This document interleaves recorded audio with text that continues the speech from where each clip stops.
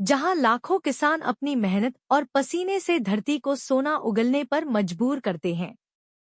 ऐसी ही एक कहानी है रामलाल नाम के गरीब किसान की।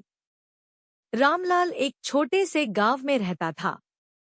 उसके पास बस आधा एकड़ जमीन थी, जिस पर वह अपनी पत्नी और 2 बच्चों का पेट पालने की कोशिश करता था। हर सुबह वह सूरज उगने से पहले ही उठ जाता, हल बैल लेकर खेत में जाता और दिन भर मिट्टी खोदता, बीज बोता और फसलों की देखभाल करता। लेकिन जमीन इतनी कम और बंजर थी कि उससे परिवार का गुजारा मुश्किल से हो पाता था। बरसात के मौसम में कभी पानी इतना ज्यादा गिरता कि खेत बह जाते और कभी ऐसा अकाल पड़ता कि बीज अंकुरित भी नहीं हो पाते। गांव में कई बड़े किसान थे जिनके पास ट्यूबवेल, ट्रैक्टर और मजदूर थे। उनकी फसलें लहलहाती और गोदामों तक पहुंच जातीं।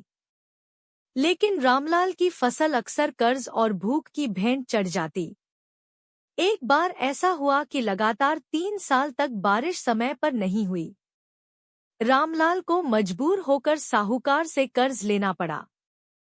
ब्याज इतना ज्यादा था कि जितना वह चुकाता, उससे कहीं ज्यादा बढ़ता चला जाता। घर में खाने के लिए अनाज भी कम पड़ गया। कई बार उसके बच्चे भूखे पेट सो जाते और पत्नी आंसू पीकर रह जाती। लेकिन रामलाल ने कभी मेहनत करना नहीं छोड़ा।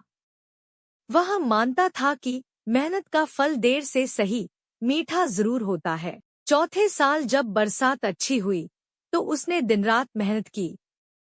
खेत को संवारा, अच्छी किस्म का बीज बोया और पानी की हर बूंद को बचाकर फसल में लगाया। उसकी मेहनत रंग लाई और पहली बार उसकी जमीन पर गेहूं की लहलहाती बालियां झूम उठी। गांव के लोग हैरान थे। रामलाल ने फसल को समय पर काटा और मंडी में बेचकर कर्ज का बड़ा हिस्सा चुका दिया। घर में कई साल बाद दीपावली पर दिए जले और बच्चों ने नए कपड़े पहने। गांव के दूसरे किसान भी उससे प्रेरित हुए कि मेहनत और धैर्य से मुश्किल समय को जीता जा सकता है। रामलाल की यह कहानी हमें यह सिखाती है कि जीवन में कितनी भी कठिनाइयां क्यों न आए, हार नहीं माननी चाहिए। मेहनत और विश्वास से हर संघर्ष को जीता जा सकता है। गरीब किसान भले ही साधनों से कमजोर होता है, लेकिन उसकी ताकत उसका धैर्य और पसीना होता है। यही वजह है कि आज भी किसान हमारी धरती का सच्चा वीर कहलाता है।